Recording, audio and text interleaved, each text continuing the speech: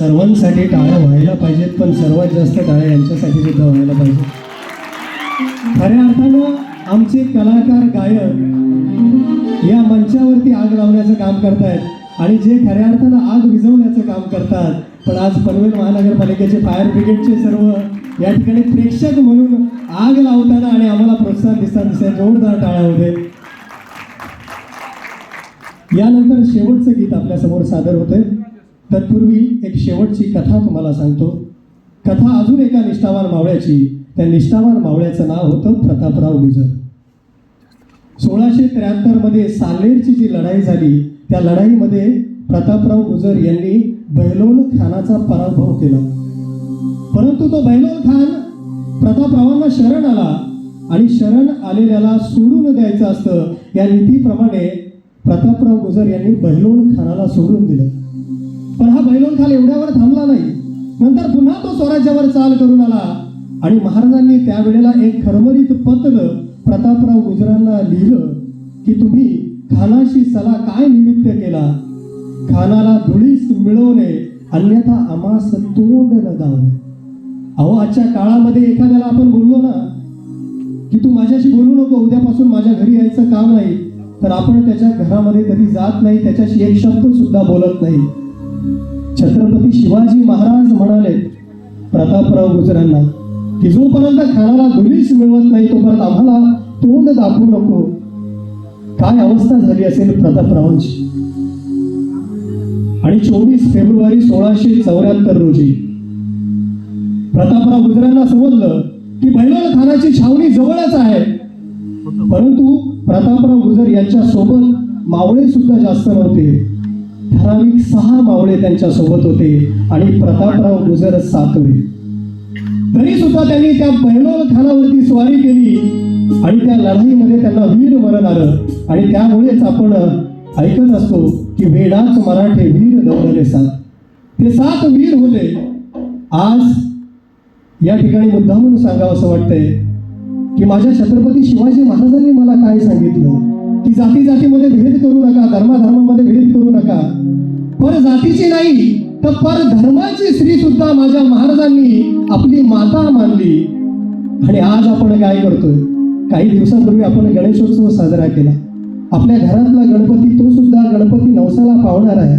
पण तरी सुद्धा आपण काही अशा ठिकाणी गेलो की जिथे 7-7, 8-8 तास त्या रांगेमध्ये उभे राहिलो. त्या देवाच्या चरणाला आपला स्पर्श होतोय न होतोय तो आपल्याला दूर ढकललं गेलं. आणि त्या देवाचं एक पाय असा होता की ज्या ठिकाणी VIP लोकांना दर्शन दिलं जात होतं. देवाचे पाय सुद्धा आपण त्यामध्ये सुद्धा आपण भेदभाव केला, एक गरिबांसाठी आणि एक श्रीमंतासाठी. मग छत्रपती शिवाजी महाराजांनी मला जी दिलेली शिकवण आहे ती मी पुढे घेऊन जातोय का? पुढची पिढी कशी घडेल हा विचार आजच्या काळामध्ये आपण करणं गरजेचं आहे. कारण छत्रपती शिवाजी महाराज 6 जून 1674 रोजी छत्रपती झाले. छत्रपती शिवाजी महाराजांचा शिवराज्याभिषेक सोहळा होतोय. पण शिवराज्याभिषेक सोहळा होत असताना त्या सिंहासनाची प्रत्येक पायरी चढत असताना महाराजांच्या मनामध्ये ते सर्व निष्ठावान मावळे होते.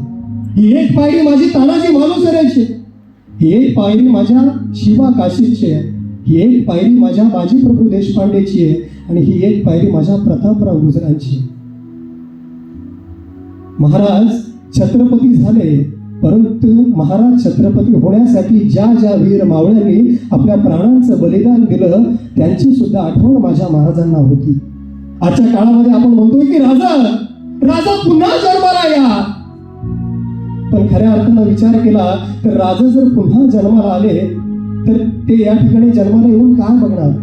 त्यांच्या गडकिल्ल्यांची झालेली अवस्था, आया बहिणींची लुटली जाणारी अब्रू. आज महिला वर्ग घरामध्ये सुरक्षित नाही, रात्री एकटी बाहेर पडू शकत नाही. हो, हे तर जाऊ द्या, शाळेतील छोट्या छोट्या मुली सुद्धा सुरक्षित नाही. माझ्या शेतकऱ्याच्या शेतमालाला भाव मिळत नाही म्हणून तो आत्महत्या करतोय.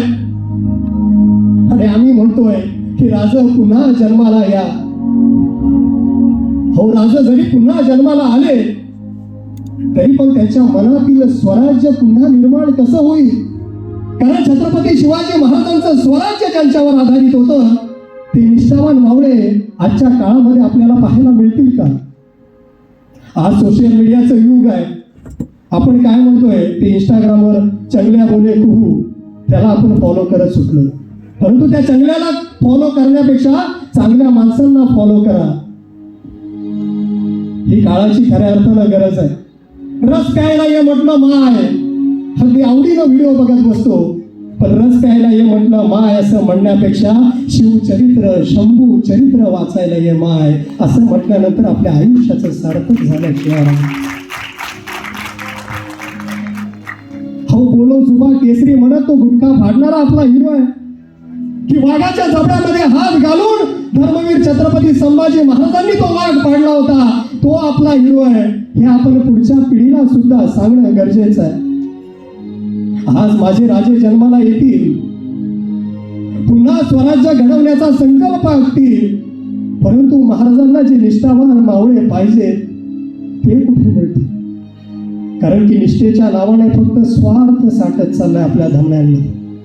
मला बाकी जगाचं माहिती नाहीये, तर मला विश्वास आहे आज अनेक शिवभक्त शंभू भक्त या कार्यक्रमाला उपस्थित आहेत. तर यांच्यामधून मला तानाजी मालुसरे मिळतील, यांच्यामधून मला शिवकाशीत मिळतील आणि खऱ्या अर्थानं स्वराज्यासाठी असणारे निष्ठावान मावळे मला तुमच्यामधून मिळतील आणि स्वराज्य पुन्हा घडल्याशिवाय राहणार नाही. म्हणून मी आज राजांना पुन्हा आव्हान करतोय की हो राज बघा बघा तुमचा स्वराज्य घडवण्यासाठी निष्ठावान मावळे तयार व्हायला लागलेत. राज पुन्हा जन्माला या राज. अहो राजा इथल्या रयतेला घेऊ दे पुन्हा एकदा मोकळा श्वास. शेतकऱ्यालाही खाऊ दे 2 वेळ सुखाचा घास. आया बहिणींची आबरू वाचवण्यास पुन्हा एकदा घडविण्या स्वराज्याचा इतिहास. राज पुन्हा यावे जन्मास. राज पुन्हा यावे जन्मास.